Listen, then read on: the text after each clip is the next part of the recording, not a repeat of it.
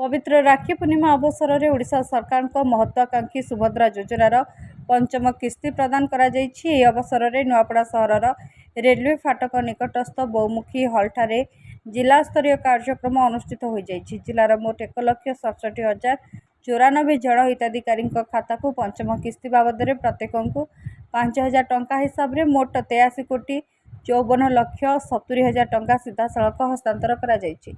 नयागढ़ जिले में आयोजित राज्यस्तरीय कार्यक्रम मुख्यमंत्री मोहन चरण माझी सुभद्रा योजनार पंचम किस्ती प्रदान शुभारंभ करथिले। एही कार्यक्रम में उपमुख्यमंत्री प्रभाती परिड़ा, विधानसभा बाचस्पति सुरमा पाढ़ी, लोकसभा सांसद संबित पात्र समेत बहु विशिष्ट व्यक्ति उपस्थित थिले।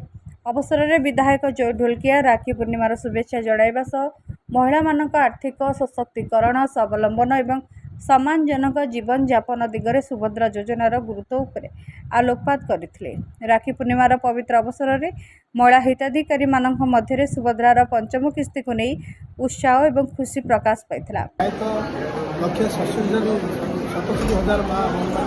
पंचम किस्ती आज पाइबे सरकार स्वावलम्बी स्वाभिमान कर आर्थिक सहायता निवेदन करेंगे